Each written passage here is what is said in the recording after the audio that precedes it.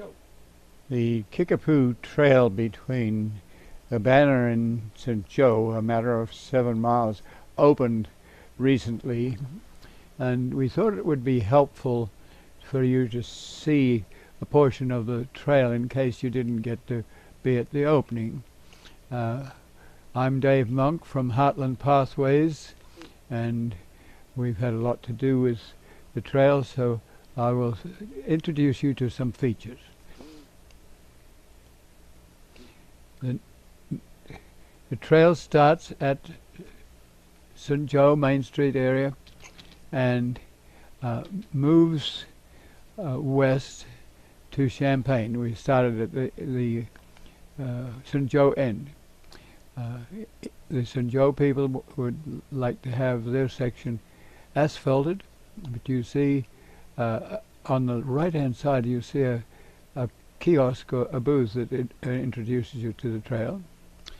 This is the kiosk, and it has information about the Forest Preserve, which owns and operates the corridor.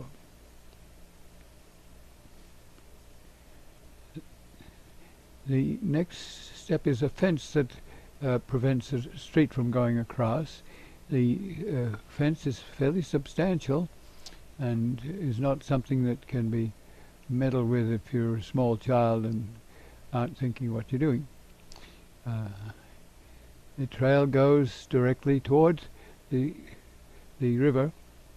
These people it's on Tuesday, so it's not a day when there's a lot of traffic, but there's still a lot of traffic.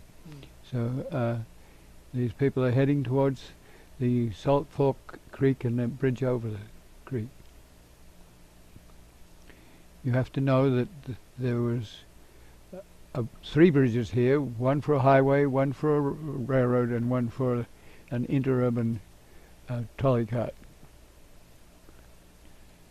The bridge has been put in as 3 sections that are prefabricated. So the bridge is sitting on an old railroad bridge, which is a very good bridge actually. It's all steel.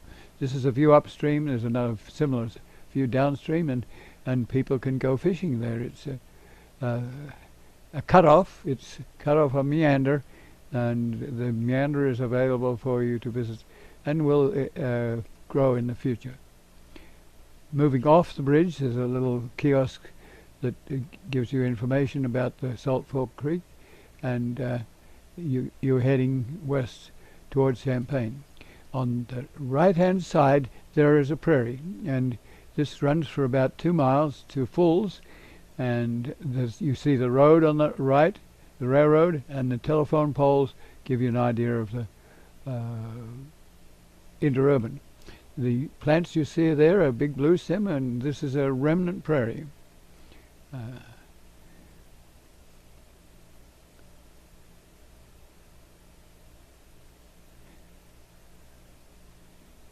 Now you're looking at the interurban. You see again the poles are Ameren-owned power poles, but they're on the old electrified Illinois Traction Company interurban. It's been mown, and then here's the trail, and on the right hand side would be the road. The road is used to parallel the railroad line. In the distance is the Fulls elevator. This is Mayview, and the main street of Mayview, not very big, but it's interesting, and there's a small community there, and it will improve as the rail trail comes by. And the property values will go up, and sometimes buildings that haven't been used for a while will be upgraded. It's a little bit like this church is coming into action now. Could perhaps be an interesting side site on the way through to Urbana.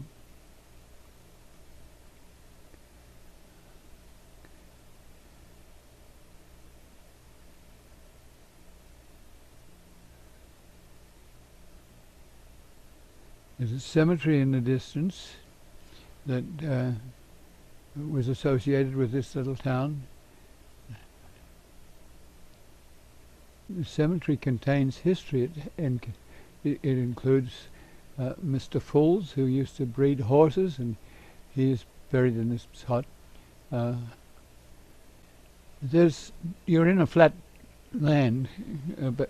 Champaign County is very flat, so your drainage is a problem. So on either side of the trail there's drainage, and this is one of those drains.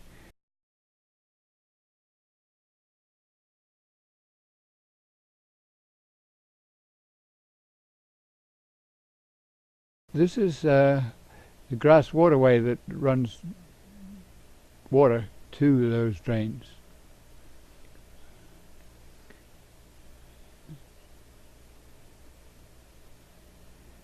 This is 150 in the foreground, and in the background you can see semi-trailers moving along Route 74.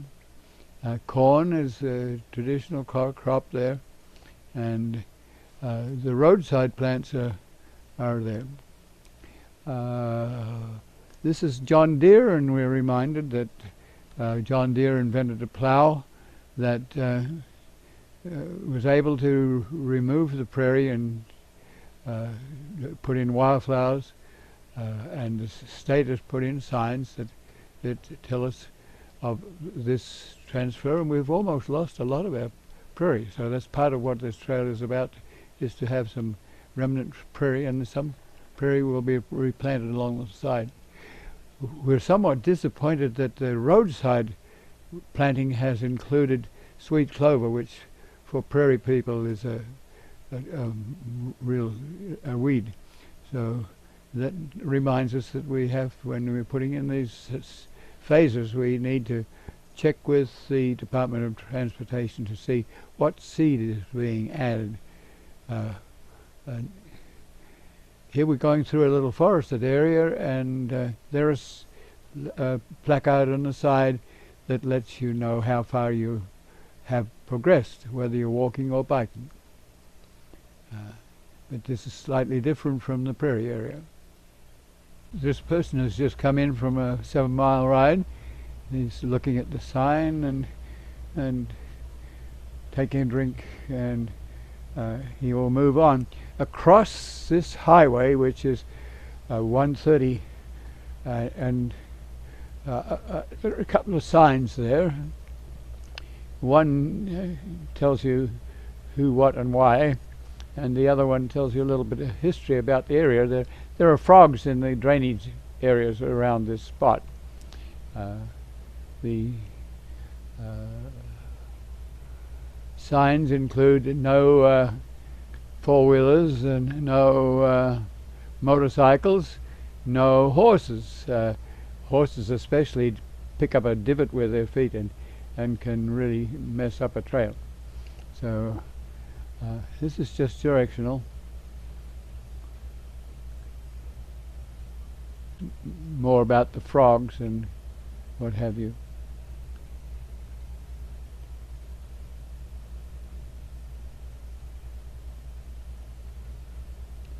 Here we have a couple of bicyclists. They're turning around now. They don't want to go across the 130 highway, and that is at right angles to 150, so they're taking off back to St. Joe.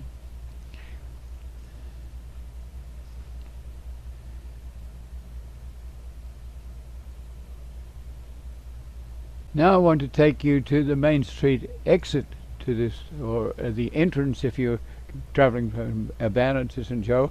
So we're looking in a slightly different direction. We're looking from the Main Street through toward Walmart, where there's some parking opportunity.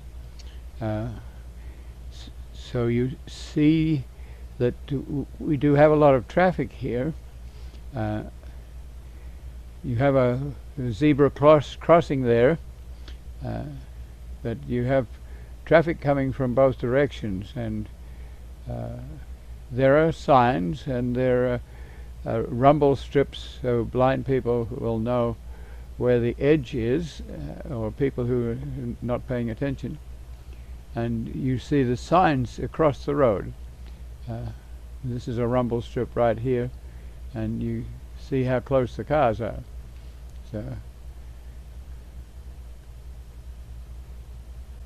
now we're wanting to remind you that MTD buses deliver people to this point, so you can put your bicycle on the bus in Champaign and go to Walmart and start off at this end of the trail to go to 7 miles to St. Joe. And that's about what we want to tell you. We're going to pan around to see the parking lot. It's in the northwest corner of Walmart.